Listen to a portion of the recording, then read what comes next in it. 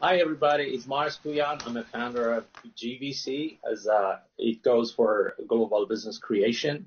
Today, we have a panel discussion, and the topic is about the sport consumption, demand, and marketing strategy in the post-pandemic era. And we have amazing guests here that they're going to be in our panel, our panelists. So I'm going to just give the name and just mention a little bit of their title, and after that, they want to introduce themselves. So we have Amir Rave, President and founder of Hype Sport Innovation. And we have Mike Yang, founder and CEO of ABSG Nike Sport Camp Asia. And then we have Sam Lee, head of international Sina Sport. So, gentlemen, we are so happy having you here. Pleasure to be here. Yeah, great to be here. Welcome. Thank you. You're welcome. Yeah. You're welcome. Now we go for kind of introduction. We want our panelists goes for their background and tell about their story. So I think we can go for Amir. Amir, the stage is yours, please. Thank you very much, Mas. Great to see you all. And hi, Sam. Hi. Really honored to be on this panel today. A few words about myself. As you probably can hear from the accent, I grew up in Tel Aviv, in Israel. Spent about 10 years in the UK, in London. I was a rubbish football player, but I did manage to find my game around business and sold my first company, started the VC, later on investing in general technology, early stage. In the last 5 years, I founded Hype Sports Innovation. We are the largest accelerator ecosystem for sports technology. We have 12 partners, locations around the world where we run accelerators, and we have a fund investing in sports tech. And we are honored to be partnering with Mr. Mike Yang and ABSG in Asia and China, and really looking forward to expand and to accelerate the sports tech activities in this region. This is for us a strategic place to grow and really to impact this part of the world through the power of sports and innovation. Very nice. Very nice. Thank you so much. Thank you so much. That was a great background of yours. Nice story. So, Sam, the stage is yours. Please let us know about your story and background. Sure. Thanks, Mars. Hi, everyone. My name is Sam Lee. I'm the head of international for Sina Sports. I grew up in the States, in California, right next to the Apple headquarters. I was a lawyer by trade. And it's always been a dream to be working in sports or entertainment. And I basically went to law school hoping that would be the case, looking around at a lot of sports executives who are who are from the legal industry and made their way into the sports and entertainment industries in the States. I got my big lucky break, I guess, with the NBA. So I was with them for 3 years, working both out of Beijing and New York. And really had a great experience. NBA, as all of you know, is a very progressive and global league, and it's definitely a great experience for me. After that, I moved over to Sina Sports, a partner of the NBA in China. So I'm the head of international for Sina for the last 5 years. We have 3 lines of business. We have our Sina Sports website, where we broadcast live content, and we provide editorial for millions of fans in China. We're also the owner of Weibo, one of the biggest open social media platforms in China, with over 500 million monthly active users. And we manage the sports vertical, so in terms of the foreign athletes and leagues and brands on that platform. And thirdly, after I joined 5 years ago, we started our own event operations department, where we have created now the world's largest 3-on-3 basketball tournament. Last year, we hosted the tournament in over 185 cities in China, and also overseas in Manila, Philippines. And we also hosted a international tournament where some of the best teams in FIBA worldwide came and played in our tournament. And a lot of those players you will see in Olympics in Tokyo next year. And separately, I'm also, in my personal time, I'm a sports tech advisor and investor into sports tech companies worldwide. And that's how I got to meet Amir and Mike. And it's sports tech is really a passion of mine, and it's great to see a lot of new technology that come out both before COVID and obviously during COVID in terms of the solution. So thanks everyone. Nice to be here. Yeah, awesome. Great. Mike, please, the stage is yours, and we're gonna hear your story and background. Thank you. Well, it's an great honor to be on GMIC today and with all the sports elites on the same panel. It's a great pleasure. And my name is Mike Yan. A little bit of my background in sports. I am in sports industry for about 20 years now, both in North America and in China. In US, I was UC Berkeley's head coach, and I founded my chain clubs in San Francisco Bay Area. Also worked for Nike World Headquarters, and also was one of the director for Li-Ning, the Chinese sports brand, when they started in US back in around 2007. So in 2011, I have the fortune to bring Nike Sports Camp to Asia with my partners, USSC.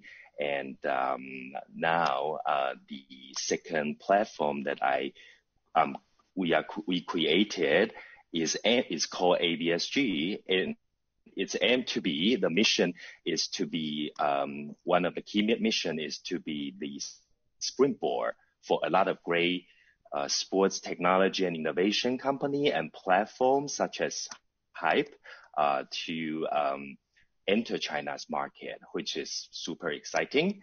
And the other mission is, in the future, we want to partner with global partners to bring a lot of Chinese companies overseas. So those are two of our main missions. And in the past few months, we created a very first program with Hype, which we were very pleased and very proud of, the Global Virtual Accelerator. Two of the honored guests today are also mentors. We were very impressed that how many companies are actually interested to enter China market.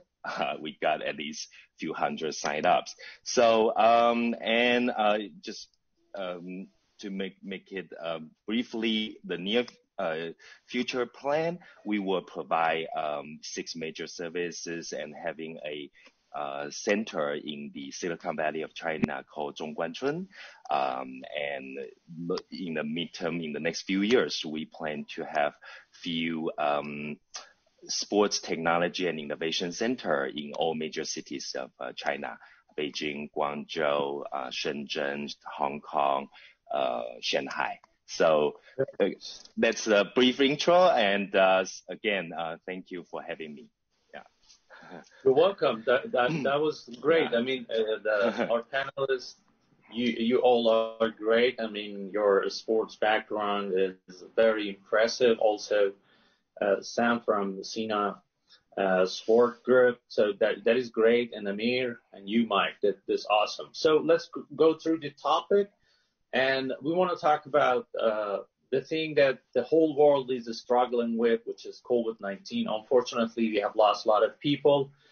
A lot of companies have been shut down, and SMEs, the problem, big corporations, large corporations, governments, and economy had a very big recession.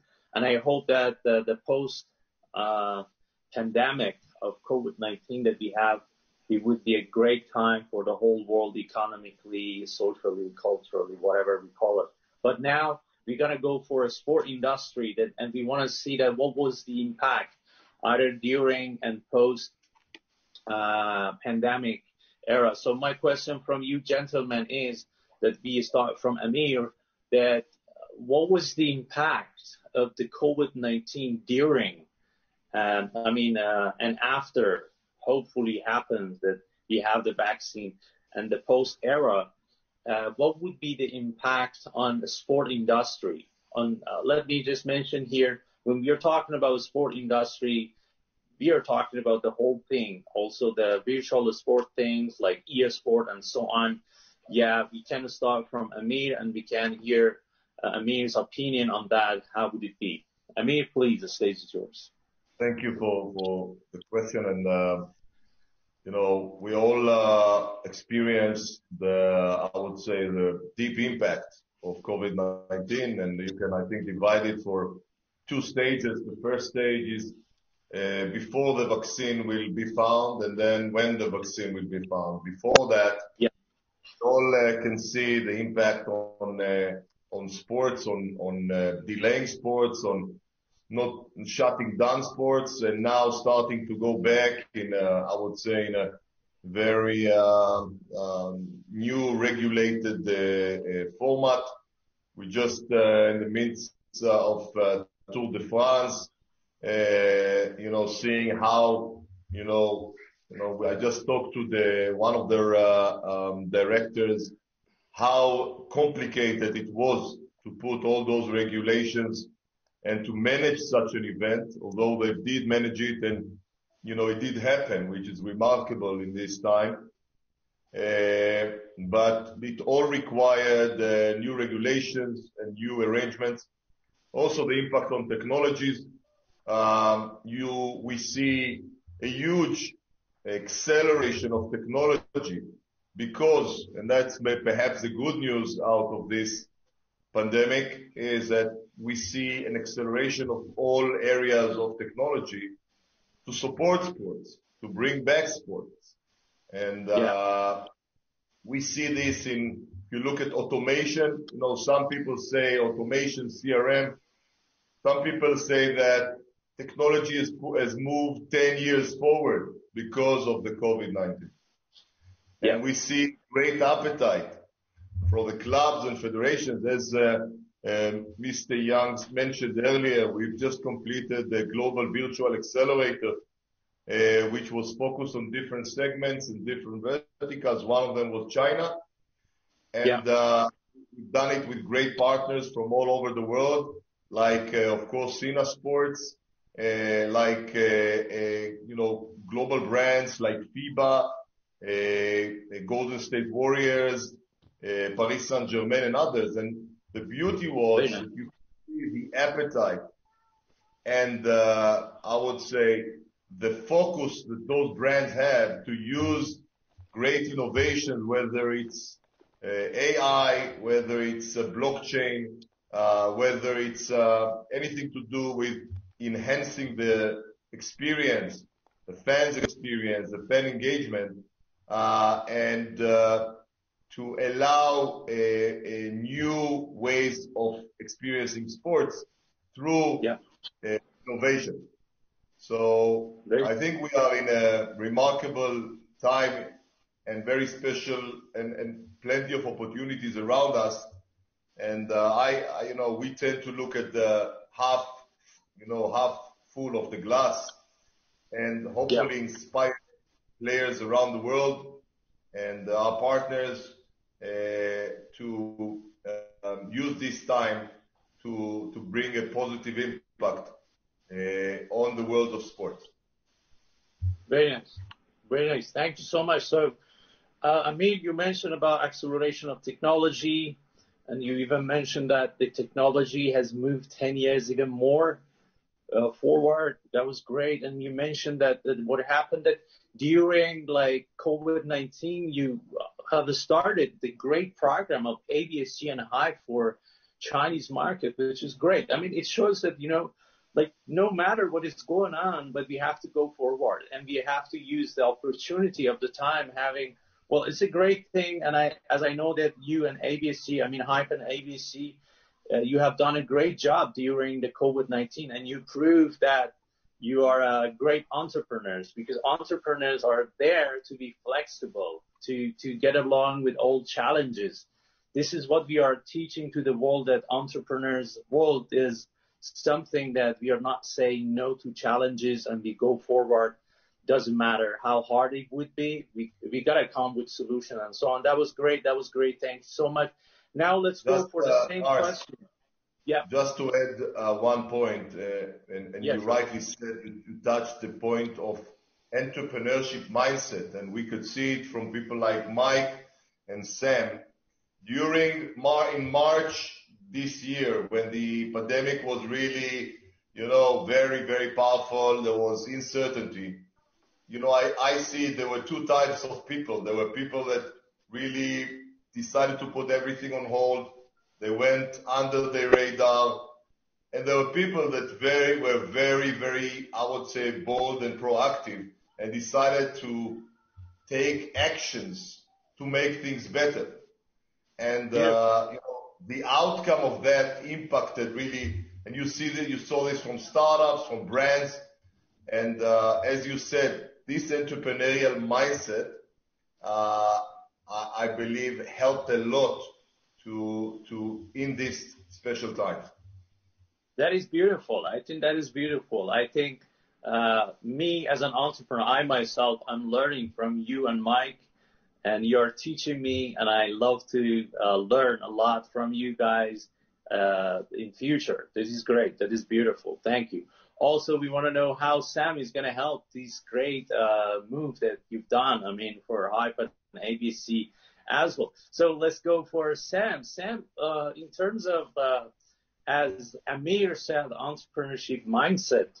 So how much, as a head of international, a big company and corporation, how do you see this move that during COVID-19, like Mike and Amir, they have done a great job.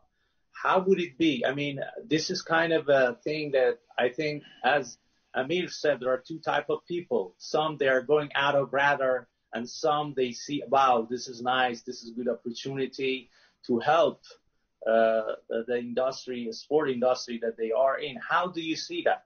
What's your opinion on that? Yeah, thanks. I mean, I think absolutely, you have to have adaptability during any time, especially times of hardship. And I think when it happened, actually for Sina Sports, we host our basketball event. Like I mentioned, we also have a futsal tournament and the alpine skiing contest. And so all of the offline events were put on hold. And so there's really not much that you can do from that perspective in terms of actually hosting events. So we really use the time off to think about what it is that we're doing, think about the branding that we have.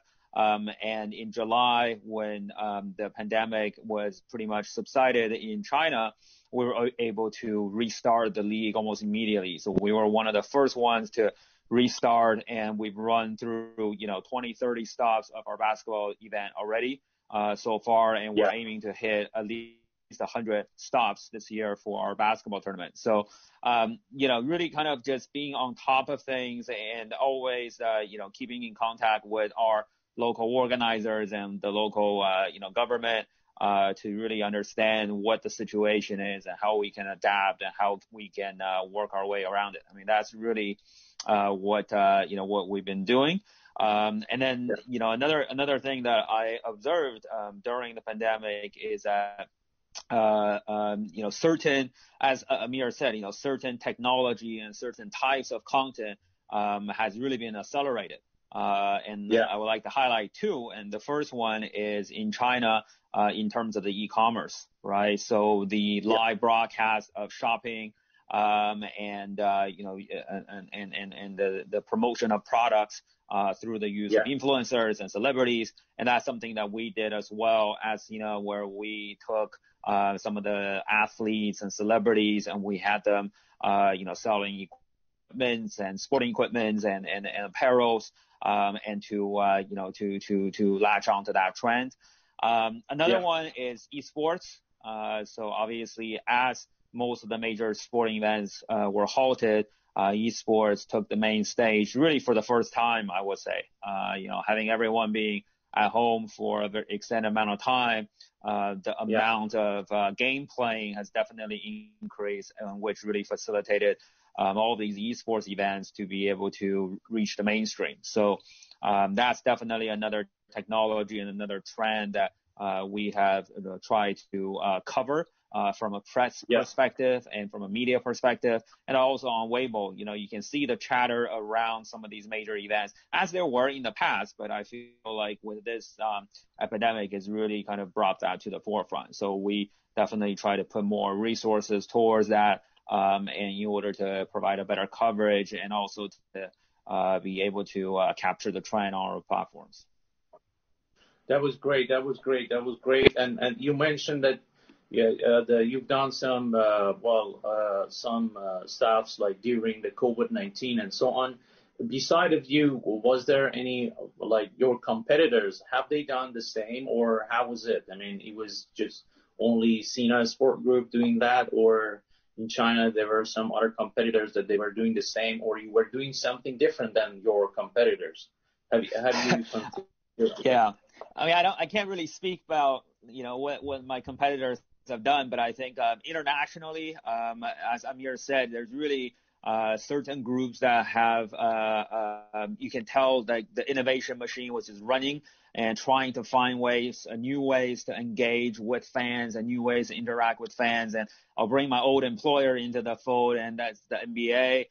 The NBA tried to do a horse tournament where, their players are playing, either in their backyard or in an empty gym, and they try to host a horse tournament. And I think there was some other, and now the NBA 2K tournaments, an esports tournament. So really trying to create any sort of content. And I think that's the right way to go. I think F1 also did a really good job with creating the esports F1 tournament.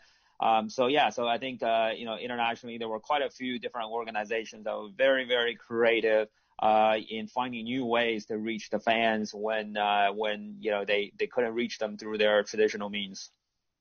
Very nice. Thank you. Thank you, Sam. So, Mike, Amir has mentioned about your ADAC in a hike it happened during COVID-19. And he mentioned about entrepreneurship mindset, which is beautiful mindset.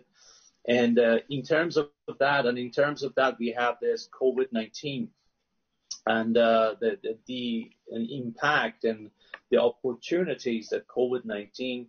Well, it has a risk and opportunities. Maybe you can let us know about all these things and during COVID-19 and after COVID-19, how do you see the whole things together? Okay, thanks. Well, I think the impact and challenge is definitely huge. And I totally agree with Amir and what Sam said. At the beginning, sports industry probably one of the biggest hit, in my personal opinion, because there are so many sectors are offline. For example, sports training, sports events, stadiums, all these. It was, I know a lot of sports industry friends actually are hugely impacted, including my US partner. Just give a small example that Nike Sports came in US already 30 years, and every year we got about 800 locations. And about 100,000 students attending those camps. And this year, we couldn't host any of the camps. You can imagine how big of the impact that caused to the company. And but again, I also feel, as other guests mentioned, that Yeah. everything has two sides. It's also a big opportunity as well. Like I see, I have the same observation, and with Amir and Sam, that a lot of sectors in sports industry actually accelerated, because of the pandemic. Yeah. For example, we see a lot of virtual training, online training right now happening. And just give a example, like a big online training app called Keep in China. They actually turned the crisis into opportunity. And this year, their valuation actually over $1 billion. I think that's a example. And there's for example, home fitness. Home fitness also was become much more popular. From what I learned, like Mir, a company called Mir, which is using a Mir type of equipment to help people to do fitness at home. They sold it to Lululemon for, correct me if I'm wrong, $500 million. I think around there. So those are all examples of actually crisis is opportunity, and even for, I know Sam is mentoring. He's a superb mentor for a lot of top sports innovation company in the world. One of his company is helping those major events because the fans couldn't attend the event in person, but the event on TV still need a lot of atmosphere. So that company is collecting all the fans' sound at home and make it live. So I thought there's tons of creative ideas and innovation happening actually because of a pandemic. So let's look at the positive side, I guess. Yeah. Maybe very nice. Very nice. Yeah. Yeah, very nice. I mean, yeah, I mean, Amir, you have any? Yeah, just to build on what Mike was saying and Sam, if you look at some businesses, they grew like crazy.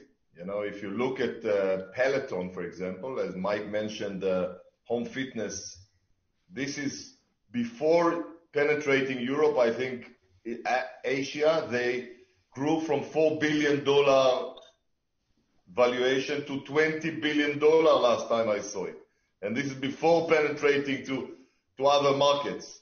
And you saw Zoom. Yeah? Zoom is originally a Chinese, established by a Chinese entrepreneur.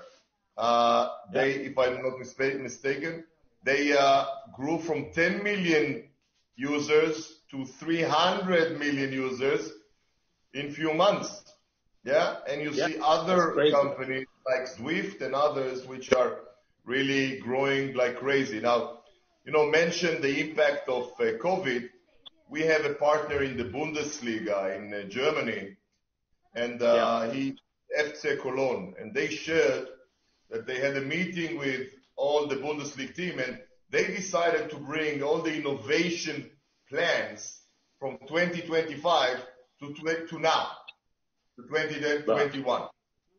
So if you look at it, which is virtual reality, augmented reality, AI technologies, anything to do with automation.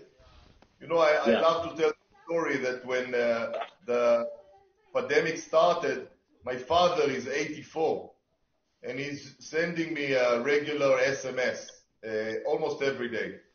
Suddenly, he sent me an invite for a Zoom. Wow. He's a last generation person. Impressive. You think about this. That's awesome.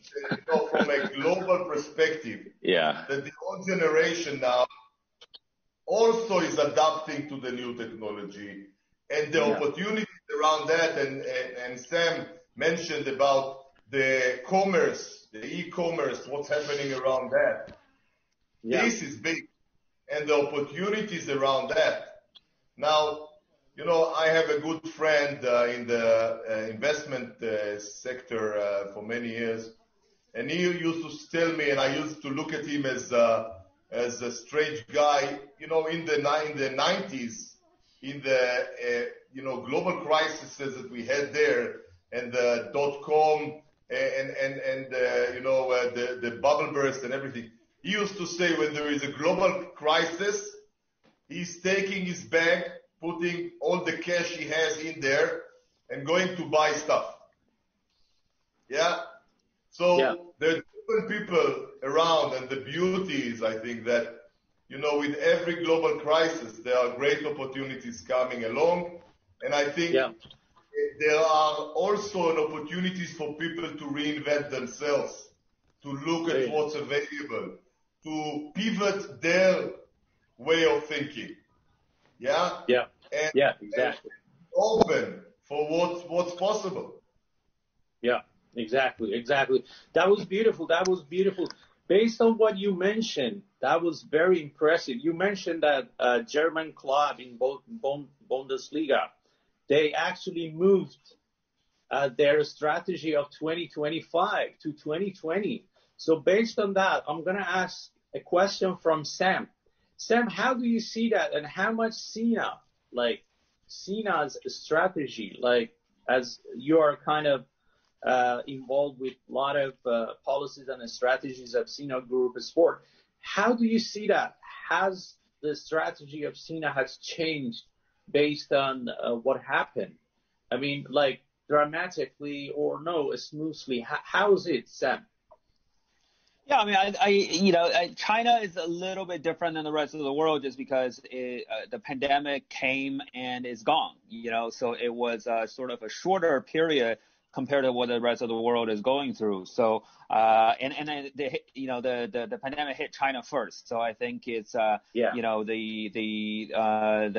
economy had less time to react than the rest of the world. And also there was a lot more uncertainty than the rest of the world. So I think it was, it was harder to have anything other than really knee-jerk reactions to what happened. And now, with China back to as normal as you can be, I think it's sort of just a blip in the road. Whereas in the West, quite a lot of behavior has changed fundamentally just because it's been such a extended amount of time. Right now, we're talking 6 to 9 months of people working out at home, people playing video games, and some of the stuff that we were talking about before. So I think in China, you're not seeing as many dramatic changes in terms of user behavior. Of course, during the pandemic, along with any other digital media platform, saw a spike in terms of traffic because people are at home with not as much to do, so they're spending more time online. And we try to follow the trend wherever that went. So I think it's a little bit different. We're not doing anything dramatically different, and that's just because of the kind of the macro situation that happened. Yeah, very good. I love what you said, that in China the pandemic has came and gone. That is beautiful. I mean, it's a good news. I mean, I hope that this is happening. The whole world happened what happened. But this is something that we really pray for, that good things happen. So as you mentioned that a lot behavior, like purchasing behavior or even a lot of other things has changed. So based on that, I'm going to ask a question from Mike. Mike, you started your virtual accelerating program during COVID-19. And was it your plan before COVID-19 to start in that way, or just COVID-19 made you to going through this way of doing your accelerating program with the Hype, with Amir together? Thanks. It was the cause. The COVID was the cause. You're welcome. No. Actually, I cannot take the credit at all. Actually, Amir, we are friends and partner for a long time, and we actually haven't throughout the last a year or so. We were planning what we should do maybe a offline event or a competition but I really admire Amir, when the pandemic started. He called and we had a great discussion that he's creating the Global Virtual Accelerator, GVA, and instantly I felt, wow, that is a great idea, turning opportunities. That shows how much entrepreneur DNA in Amir's blood. I think, and I love it. And I thought that was a wonderful thing to do, a positive thing to do when everybody's morale is down and doesn't really know what can we do with the situation. So we were more we take along, we instantly buy into that idea and started the planning and execution, and very happy that it was a good inaugurate event for our partnership. Yeah. Sure. Mars, yeah. May. There are a lot of great ideas around the world. Yeah, but ideas on their own are not making a difference. Yeah. I meet entrepreneurs, they tell me, this idea about Waze, the Waze, the GPS platform, I had this 5 years before them.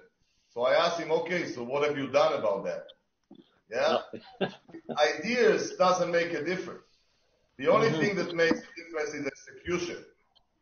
And for this, sorry for, it sounds too sweet here, but, Mike and Mike's team around Asia took this idea and really created an outstanding execution. Yeah. So it's all about execution. There are plenty of ideas.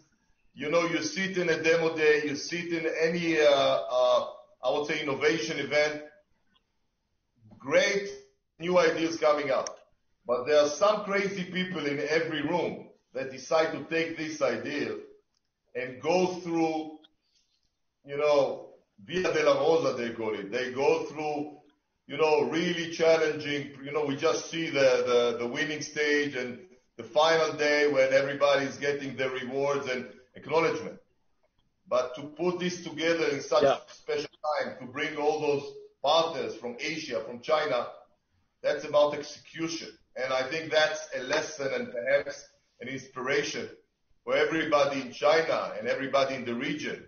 If you have a great idea, go for it.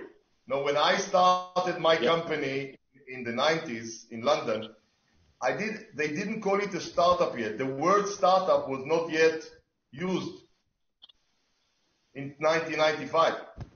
There were no VCs. There were no people to talk to, no mentors like Sam that you can call, and in 2 phone calls he can put you in the top most influential people in every sport. And you need to do it on your own. Now there are amazing platforms like what we've built globally and other platforms that for those entrepreneurs. It's still not an easy road. It's still going to be a very difficult one. But if you are there, you have this great idea, there is no better time than now to execute it and, to take this dream and manifest it. Beautiful. So I really appreciate, I really agree with what Amir said. I mean, I think the barrier to entry for startups has definitely lowered.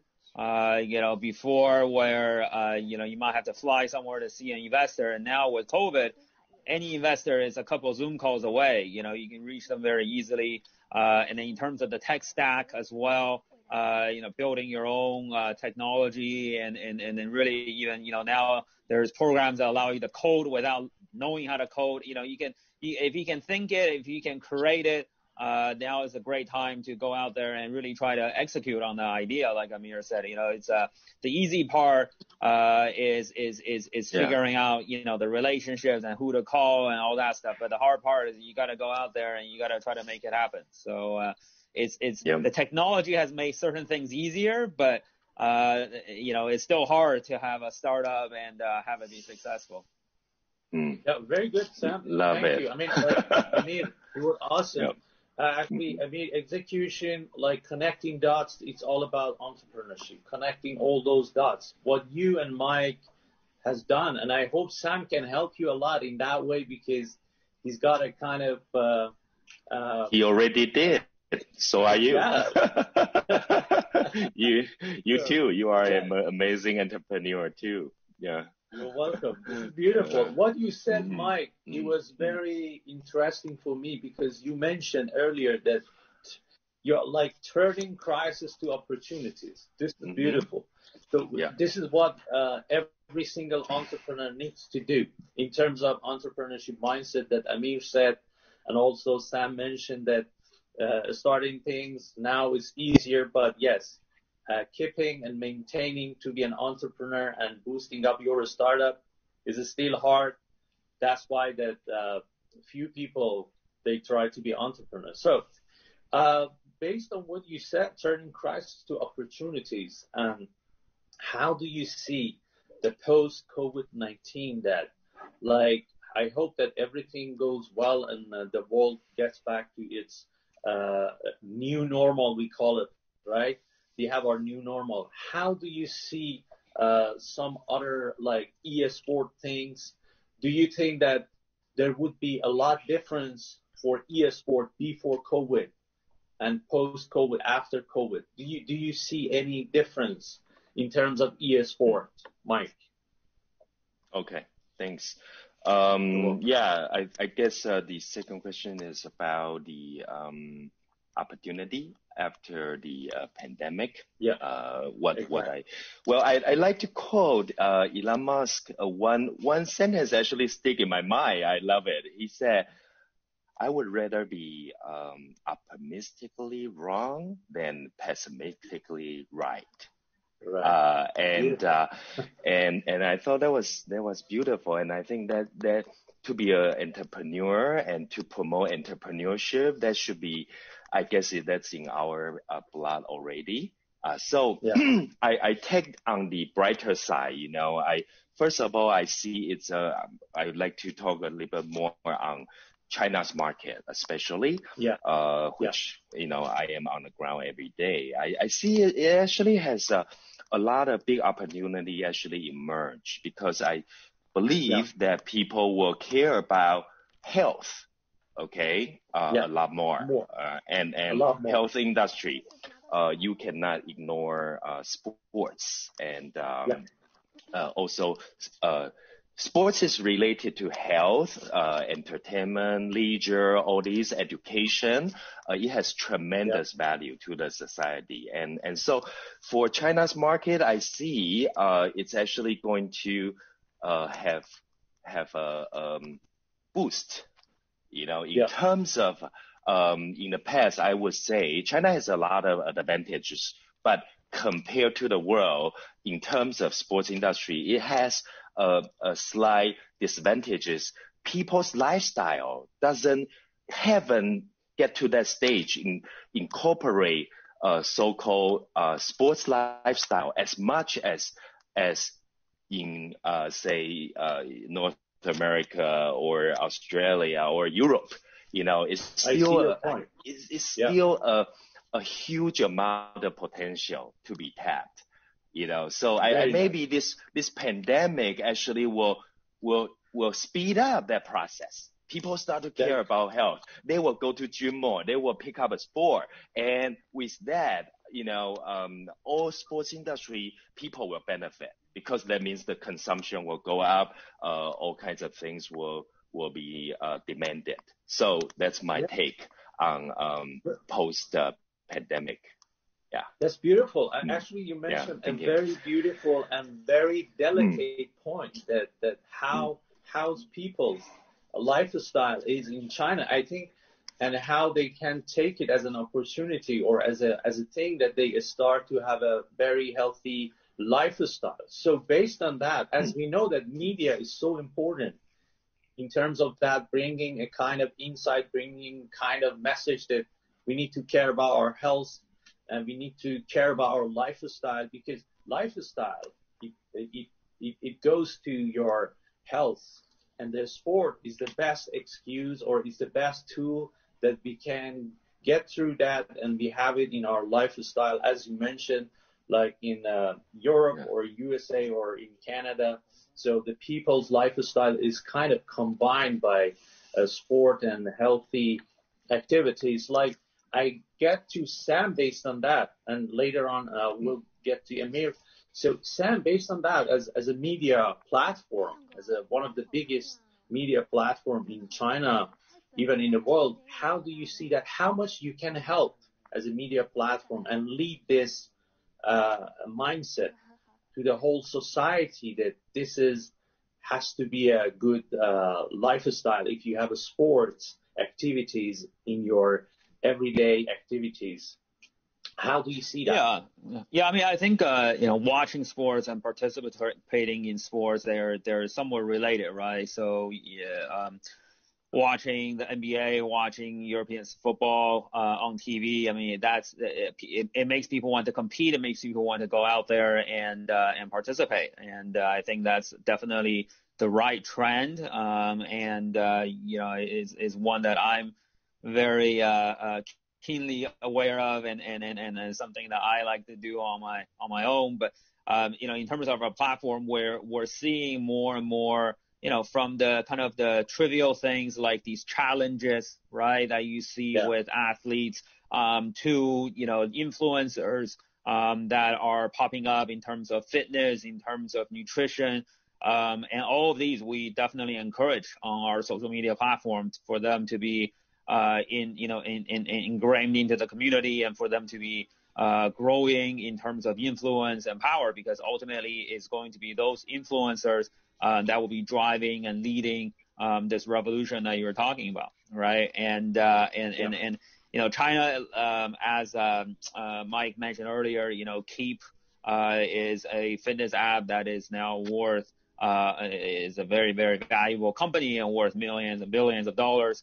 And what you're starting to see is that there's more of these types of innovation. And when I say innovation, Mike again mentioned Elon Musk. I mean, there's only maybe 4 or 5 Elon Musk in the whole world in terms of a true innovator. So a lot of what we see is really, taking a concept that may already exist in certain parts of the world and then bring it to a different part. So if you look at Y Combinator, they just did their latest batch of companies. Out of 100 companies, there were 7 that could be identified as Shopify for something.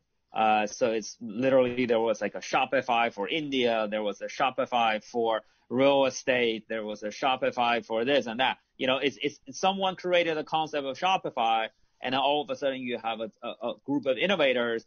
They're still innovating, but they're taking that concept and they're making it their own, perhaps in their region or in their sector. So I think that's something that's a trend that we'll continue to see. And Keep is a very good concept, right? I mean, if you look at Peloton,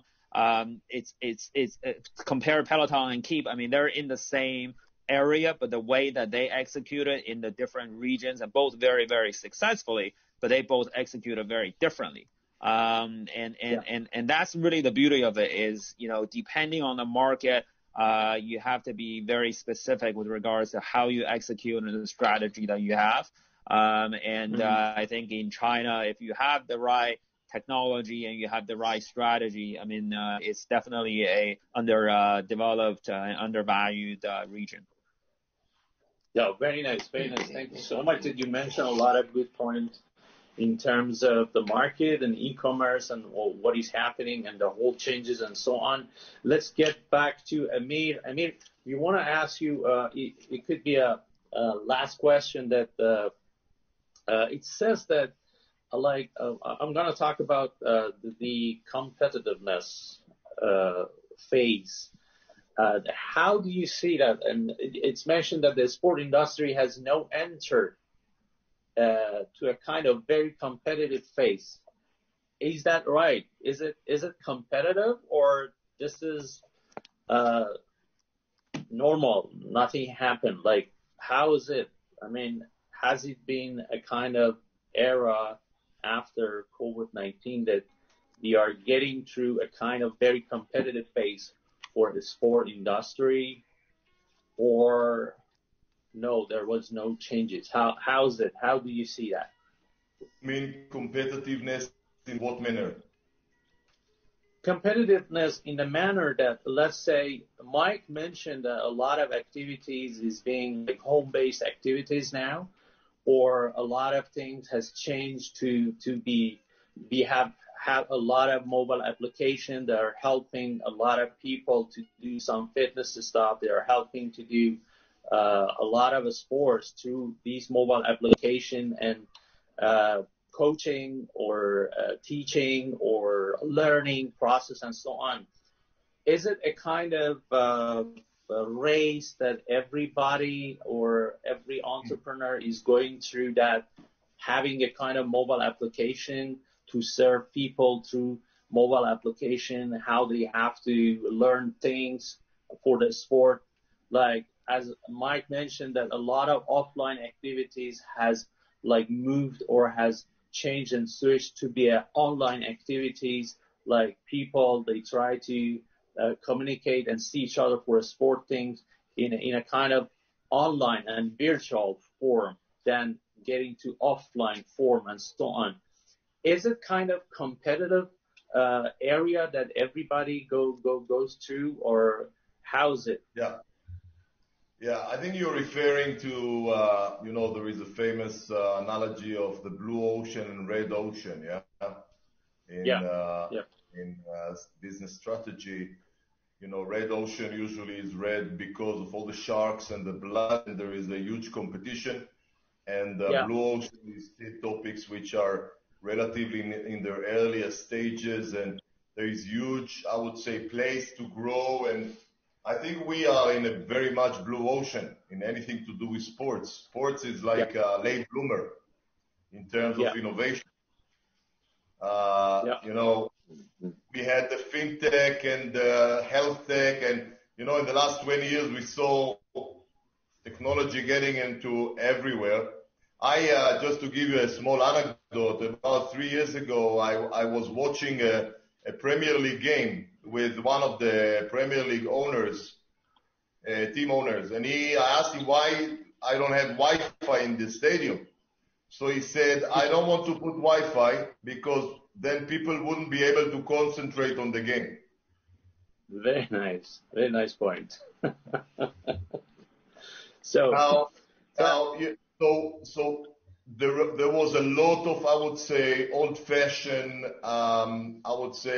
narrative around sports for many years, and now we see this boom. And so from many reasons, this is the blue ocean now. In addition, I don't know if there is a word for this in Hebrew. There are two words similar to competitiveness. There is another word for excellence. So competitiveness, it talks about I need to be better than him. And excellence is about being great, and the other can be great as well. Mm-hmm. Beautiful. So we're not about being better than this guy. There is room for everybody. I would say the rule of thumb is find a challenge as something you can solve. And work around that and solve real problems, real challenges in the market now and with a view of the future. And the beauty with our joint accelerator is we have people like Sam and other brands which share with us their real challenges and their real problems. And then we go to the market, to the startups, and we bring those solutions which fits exactly the need, and then everybody wins. Mm-hmm. It's a kind of collaborative environment that everybody collaborates to catch best thing out of whatever industry or whatever field that we are talking about. Sam, based on that, we would appreciate if you mention that how would it be if we want to talk about the collaborative opportunities that the COVID-19 has brought for a lot of companies, a lot of fields, a lot of industries. How was it for Sina? I mean, in terms of the opportunity, we have one part competitiveness, and we have another part, which Amir mentioned a beautiful point, that it's not about competition. It's all about collaboration. It's all about being excellent and being good for the whole industry and society. What do you think that Sina has done, and what's Sina's strategy, and how much was your contribution to collaborate with other players in the same industry? Yeah, I mean, I think, with our platform as a social media platform, we are there to support all of the content creators, whether you are a brand or a rights holder or an athlete even, or an influencer. Anyone that's on our platform, we're there to service, we're there to provide them features and to help them with growing their product and growing their presence online. So for us, that's always been second nature to us to collaborate, and I think in COVID times is even more important to make sure that we're supporting the content creators on our social media platform, that's almost second nature. And then just to add on to what Amir was saying before, in terms of competitors, especially I think for a startup, if you're a startup and you look around and you don't have any competitors, it's actually not a good thing. That means that you're probably in a market that people don't want to be in. When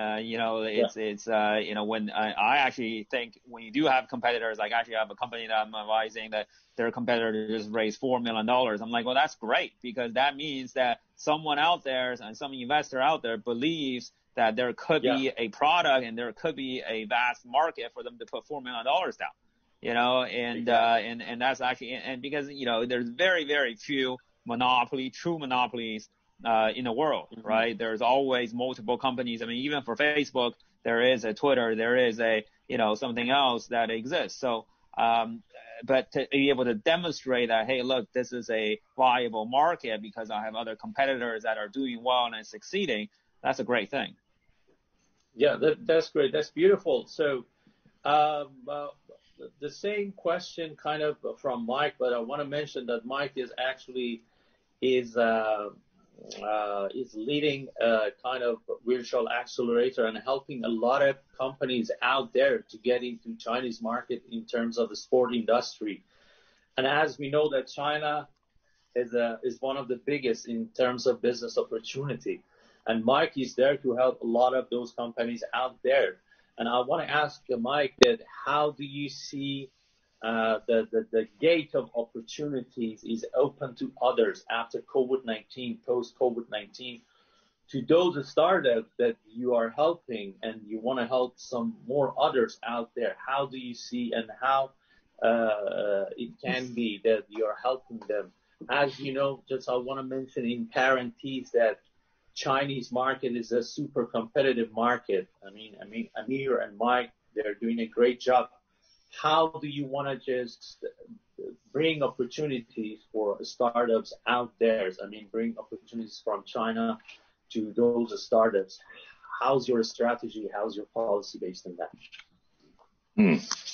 Okay, well, thank you for the questions. And first of all, I really want to say I share, I share similar views with the other two guests said. It's, in my opinion, for talking about competitiveness, I think in my personal opinion, I actually think there's no era, there's no time, there's no industry that is not competitive.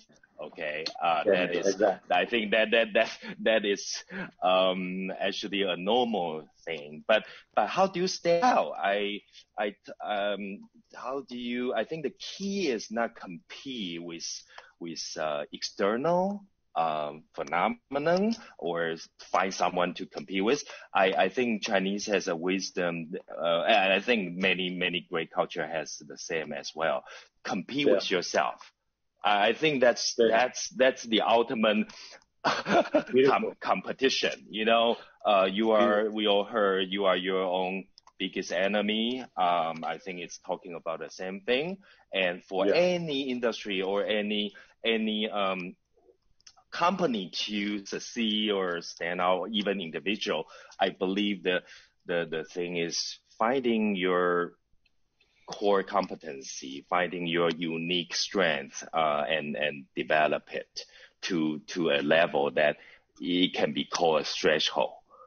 Okay, I think that's an ongoing process. That's a never-ending process, and that's my 2 cents on building your competitiveness. And in terms of how our platform, Amir just mentioned that find a problem. I also want to echo, what.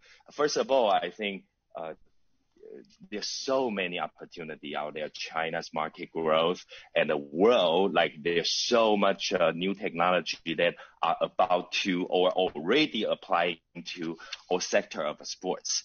Those are all opportunities. If you find your niche and find a problem or find a challenge, and you that's the first step. I think the second step, if you can leverage any technology or innovation method to develop your solution, that already give you 2 steps ahead. And the third one, which is our heart, we want to build this platform to increase the interaction of global and China. I think that is also another thing people should. In my opinion, if I'm helping a company, I would encourage them, see what's going on in the whole world, what's available, and that probably give you a lot more confidence and insights of what you should focus on. Those are my 3 points. Yeah. Thank you. Beautiful. It was awesome, and it was great that Amir mentioned that in Hebrew that being excellent. Great. I mean, you mentioned that in Chinese culture, compete with yourself. Beautiful. And Sam mentioned being collaborative. You are collaborating and you are helping a lot of creators to show what they are doing, to show what their activities is, and promote themselves, promote their business, promote their ideas and things through the platform that they have. And also, if any startups get any investment, you need to be happy as an entrepreneur, because this is very good for that field, because it means that there are investors that they believe in that and they're putting their money and value and so on. That was great. I mean, all I heard today, all I interact and communicate and talk with you was great. I myself, as a host of this panel in GMIC that gave us this opportunity, great opportunity, talking and discussing and sharing our point of view, perspective, and the mindset together was great. And at the end, it's a pity if I don't ask you the last thing that you want to give a message to entrepreneurs, to the market, to everybody who is out there, that they have been solving problems of the people. What's your message for entrepreneurs and for companies, for businesses out there? So as the last statement and things, you have 30 seconds or 1 minute talking about your last message in our panel in GMIC 2020. Please, Amir, the stage is yours, and you can have your last statement, please.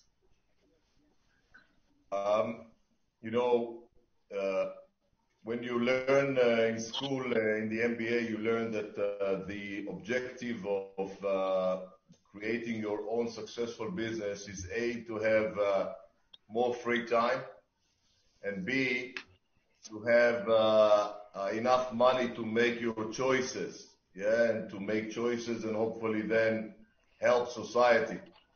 I think we are in a very special era now, talking about sports and sports tech, where this is possible. and it's possible almost to everybody. If you look at platforms, the social media platforms, there is almost anybody you can reach if you are in action. Even if you get 100 no's, we all know the story of Jack Ma from Alibaba, how many rejections he got. And if you have this, inspiration, passion to achieve your goal, you can make it. That's it. All the tools are available. The platforms are there. It's just, to create your winning picture, I call it, where you want to be in 3 years, 5 years, and talk to people like Mike and Sam and make it happen. Beautiful, beautiful. And Sam, please, stage is yours. We want to hear your last statement of this panel. I think it's very exciting times. I think it's like Amir mentioned. The growth in the sports tech industry has been tremendous, and I really foresee a very bright future for sports tech worldwide. And I think for startups, it's really if you have an idea and you want to make it a reality, it's actually probably easier than ever before. You can definitely get it rejected 100 times on Zoom much faster than you would otherwise if you had to travel the world to get rejected. So you can get that 100 rejections out of the way first. But I think it's ultimately it's the times are always changing, and you always have to really kind of look at the patterns, look at the trends, and try to ride the trend, and as the world changes, there will be opportunities every day. I think people say, hey, look, I wish I was born before there was website. I wish that was my era because then I could have built a website. Well, I think people 10 years from now will look back on 2020 and say the same thing. So I think there are always opportunities, and you just have to find the right one, and you just have to go for it. It's beautiful. Thank you. Thank you so much for your whole insights that we have had in this panel. And Mike, my mentor and my actually... No. Thank you. So, we really love to hear your statement as your last statement in this panel, please. Okay, well, thank you. You're welcome. For the last statement for today's panel, I want to take an angle from the love and the growth for global sports industry and sports innovation. I think two areas I would or three areas. One, I think I would encourage a lot of top elite talents in the world. They might be in financial industry right now, or a doctor, or in many other industry. They should also look at sports industry, because I think there's a ton of it, using the metaphor of Red Sea, Blue Sea. I think we see a lot of huge blue seas. A great example is like Sam. He was a lawyer, great degree, but people like him would be, this world-class talent, more of a world-class talent involved in sports industry. There will be a huge boost for the global sports industry. So that is one of my little wish, that more and more global and China top talent can enter and look at sports industry. And the second angle, I also think big corporations, I know overseas, for example, a lot of big corporation like Amazon, SAP, all the biggest corporation technology company, they already have sports innovation department or center. I think that's a great, beautiful thing. And if Chinese technology company watching this today, I would encourage all the biggest Chinese technology companies creating similar departments, because that would be very good for their technology application to the different scenarios in the sports world. And last one, I love China. I love the world. And I think everybody should look at China market and care about it. There will be a lot of opportunity too. That's my. That was beautiful. That was awesome. Thank you. Have always awesome and great, beautiful insights from you.